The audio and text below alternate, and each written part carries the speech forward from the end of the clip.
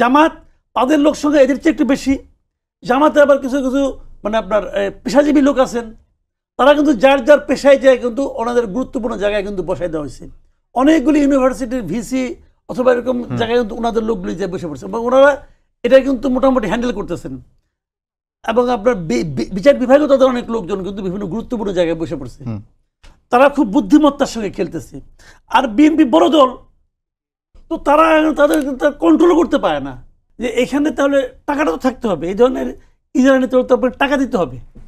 যেমন আপনার যে যারা ওখানে যেমন গাবতলী মাঠ এইটা হাটটা ওটা নিতে হলে 7.5 কোটি টাকার আপনার ব্যাংক ড্রাফট জমা দিতে হবে।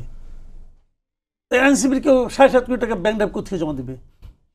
এনসিপি সব স্টুডেন্ট থেকে মাত্র আসছে, কাজে এখানে কিন্তু এটা ওইভাবে কম্পেয়ার করে চলবে না। বিএনপিতে এরকম সিনিয়র লোকজন আছে, ব্যবসায়ী লোকরা বিএনপি করে, তারা এটা জমা দিতে পারে। কিন্তু কোশ্চেনটা হলো অন্য জায়গায়। কিন্তু কোশ্চেনটা হলো কি যে এনসিপি যারাই আছে তারা সরকারের সমর্থনটা পাচ্ছে, যে জিনিসটা বিএনপি ওভাবে পাচ্ছে না। দেখেন ভাগ হয়ে গেছে 3টা। আমি বলি আপনাকে, এই আন্দোলনের কারা কারা ছিল না ছিল এটা বিশাল আলোচনা, কিন্তু আন্দোলনের সামনের সাইডে চলে আসছে 3টা। একটা হলো এনসিপি, আরেকটা হলো জামাত, আরেকটা হলো বিএনপি। এই 3টা মোটামুটি কে কি করছে দেখেন। এনসিপির লোকবল কম, তারা তো সারা দেশে যে মাস্তানি চাঁদাবাজি করতে পারবে না রে ভাই, অত সে লোকবলই নাই।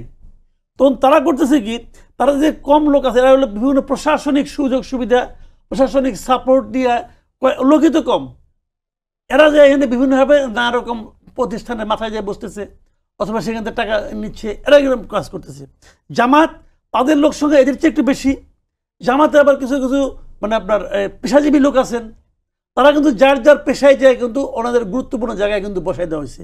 অনেকগুলি ইউনিভার্সিটির ভিসি অথবা এরকম জায়গায় কিন্তু ওনাদের লোকগুলি যে বসে পড়ছে এবং ওনারা এটা কিন্তু মোটামুটি হ্যান্ডেল করতেছেন।